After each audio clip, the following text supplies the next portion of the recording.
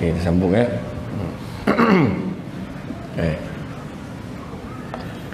Jadi maknanya kebergantungan kita, kalau kita letak pergantungan kita kepada manusia, kita akan kecewa. Macam mana pun kena ingat, punca semua Allah juga yang jaga. Kan? Jadi sabar ni 3 tingkatan saya kata. Tingkat yang pertama taat tadi. Bukan senang nak buat apa yang Allah Taala suruh. Kena sabar. Solat kena sabar. Walaupun 5 waktu. Rupa-rupa it happen to be. Yang paling susah solat yang paling sikit rakaat tu. Itu paling susah. Subuh. Kalau tidak, takkanlah orang masjid lain tak boleh contohi masjidnya. Macam ni ramai subuh kan. Contohlah kan. Jangan baik terperanjat kan. Amin. Kalau tengok kan, kita tengok subuh. Tu cabaran dia. Nampak. Bulan puasa Zuhur sama ramai sebab nak makan tak boleh. Kan? Antara yang kesimpulan mudah kita boleh buat. Kan? Tadi kita tengok nak taat. Puasa kena sabar. Macam-macam cabaran, makanan lalu depan, iklan keluar makan ni semua, tiba-tiba gerai tu masak bazar Ramadan bau tak terdaya, tengah hari dah bau. Contoh. Ketiga, bayar zakat. Kita tengok macam mana. Bayar zakat kena sabar juga tu. Biasa imam ada depan masjid bawah kemah ni, biasa dia duduk sini, tak ada lah dia petang ni. Lepas tu kita pun tanya orang, rumah imam mana? Mana ada? Usaha dia nak cari imam tu. Sampai imam tanya, imam ada tak? Imam nak pergi tengok bola. Tengok bola pula dia. Tengok bola tak? Tengok budak main bola, biasa dia duduk kat padang tu. Oh ya ke? Ayolah pergi. Sampai kat padang tu, imam saya nak bayar zakat lah. Hai. Aduh hai. Saya buku zakat tu tak bawa lah. Ada kat rumah. Nampak? Tak apalah mam, bila imam available mam cakap lah. Makna kena sabar lah tu.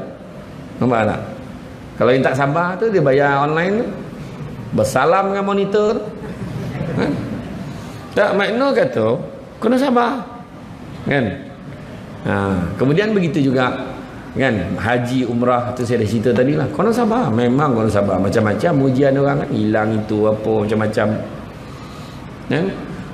Kemudian yang kedua, pengajaran yang kedua, kalau kita tengok tadi yang segi pertama Nabi Ibrahim itu sendiri tadi, dalam satu hadis yang diriwayatkan oleh Ibnu Majah daripada Zaid bin Arqam, dia berkata, pada sahabat Rasulullah SAW bertanya, wahai Rasulullah, apakah yang ada pada korban itu? Dia tanya kepada Nabi itu, apa yang ada pada korban itu?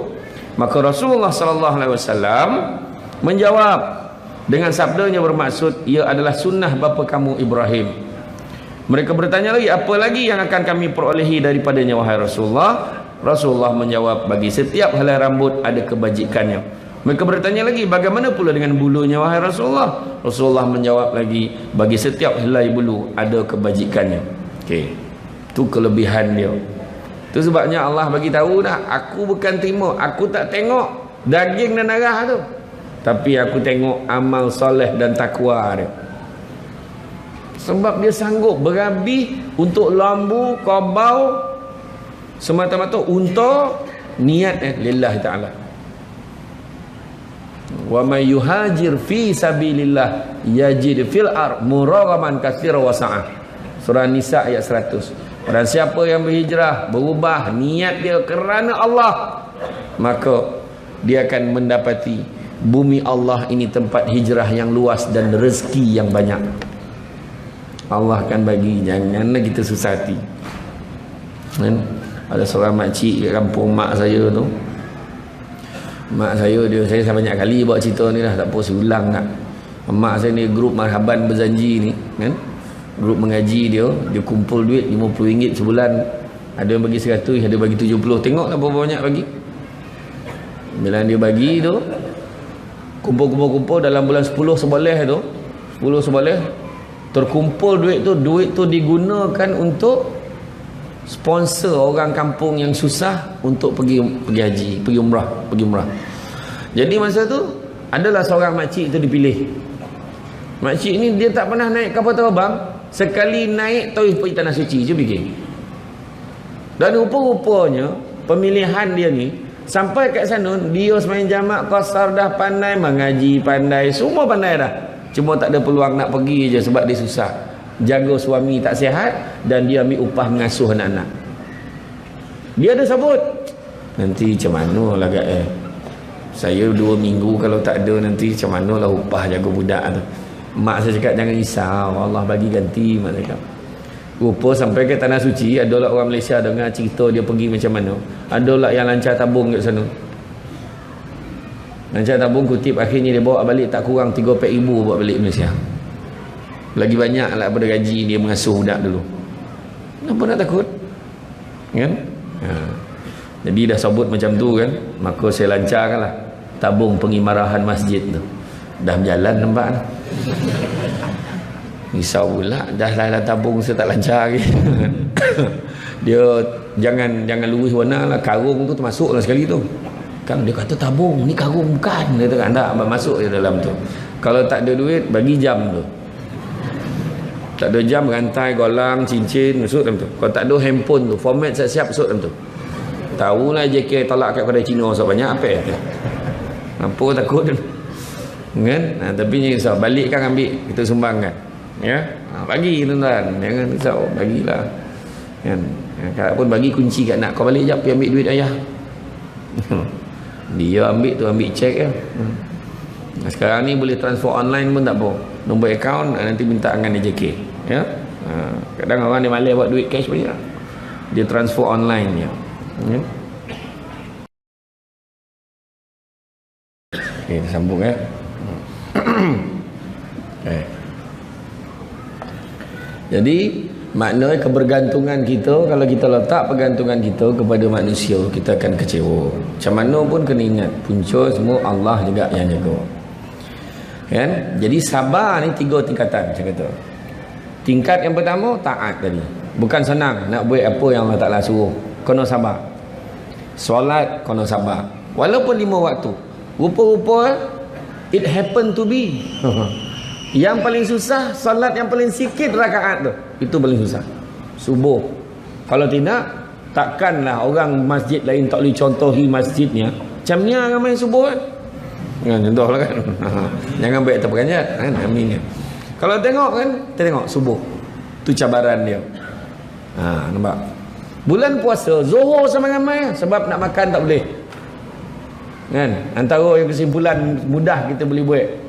Kan? Tadi kita tengok nak taat. Puasa kena sabar. Macam-macam cabaran, makanan lalu depan, iklan keluar makan ni semua, tiba-tiba gerai tu masak bazar Ramadan bau tak terdaya, tengah hari dah bau. Contoh. Ketiga, bayar zakat. Cuba tengok macam mana. Bayar zakat kena sabar juga tu. Biasa imam ada depan masjid bawah kemah ni, biasa dia duduk sini, tak ada lah dia petang ni. Lepas tu kita pun tanya orang, rumah imam mana? Mana ada? Usaha dia nak cari rumah imam tu. Sampai rumah imam, tanya imam ada tak? Imam nak pergi tengok bola. Tengok bola pula dia. Tengok bola tak? Tengok budak main bola, biasa dia duduk kat padang tu. Oh ya ke? Ayolah pergi. Sampai kat padang tu, imam saya nak bayar zakat lah. Hai. Aduh, hai. Saya buku zakat tu tak bawa lah. Ada kat rumah. Nampak? Tak apalah mam, bila imam available, imam cakap lah. Makna kena sabar lah tu. Nampak tak? Kalau yang tak sabar tu, dia bayar online tu. Bersalam dengan monitor tu. Tak, makna kata, kena sabar. Kan? Kemudian begitu juga. Kan? Haji, umrah, tu saya dah cerita tadi lah. Kena sabar. Memang kena sabar. Macam-macam ujian orang kan. Hilang itu, apa, macam-macam. Kan? Kemudian, yang kedua, pengajaran yang kedua. Kalau kita tengok tadi yang segi pertama, Nabi Ibrahim tu sendiri tadi. Dalam satu hadis yang diriwayatkan oleh Ibnu Majah daripada Zaid bin Arqam, dia berkata, pada sahabat Rasulullah SAW bertanya, wahai Rasulullah, apakah yang ada pada korban itu? Dia tanya kepada Nabi itu. Apa yang ada pada korban itu? Maka Rasulullah SAW menjawab dengan sabdanya bermaksud, ia adalah sunnah bapa kamu Ibrahim. Mereka bertanya lagi, apa lagi yang akan kami perolehi daripadanya wahai Rasulullah? Rasulullah menjawab, bagi setiap helai rambut ada kebajikannya. Mereka bertanya lagi, bagaimana pula dengan bulunya wahai Rasulullah? Rasulullah menjawab lagi, bagi setiap helai bulu ada kebajikannya. Okey. Itu kelebihan dia. Itu sebabnya Allah bagi tahu dah, aku bukan terima, aku tak tengok daging dan darah tu. Tapi aku tengok amal soleh dan takwa dia. Sebab dia sanggup berhabis untuk lambu, kabau, semata-mata untuk niat lillahi ta'ala. Wa may yuhajir fi sabilillah yajid fil ar muraghaman katsira wa sa'ah.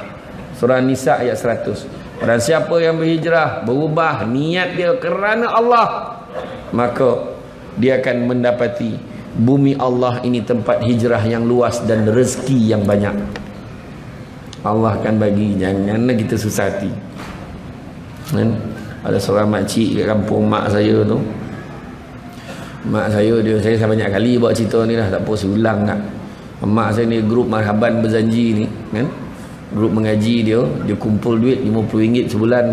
Ada yang bagi 100, ada bagi 70. Tengoklah berapa banyak bagi.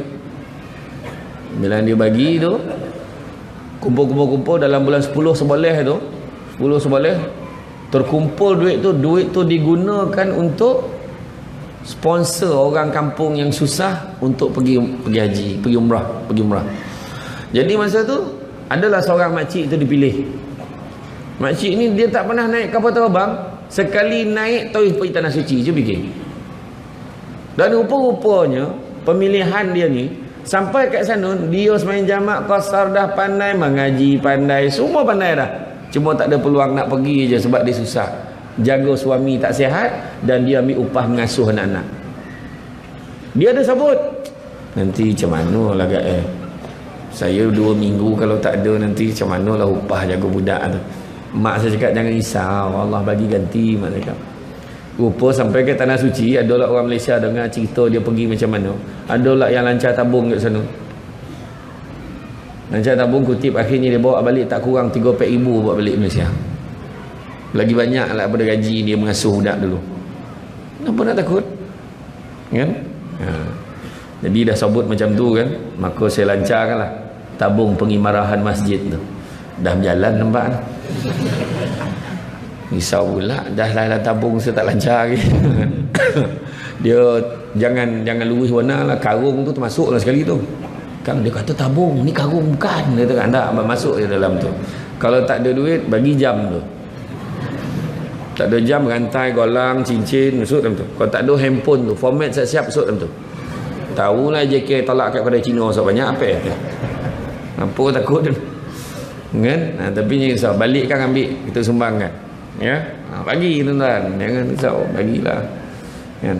Kalau pun bagi kunci kat nak, kau balik jap pergi ambil duit ayah. Dia ambil tu, ambil cek ya. Sekarang ni boleh transfer online pun tak apa, nombor akaun nanti minta dengan JK ya. Kadang orang dia malas buat duit cash banyak, dia transfer online ya.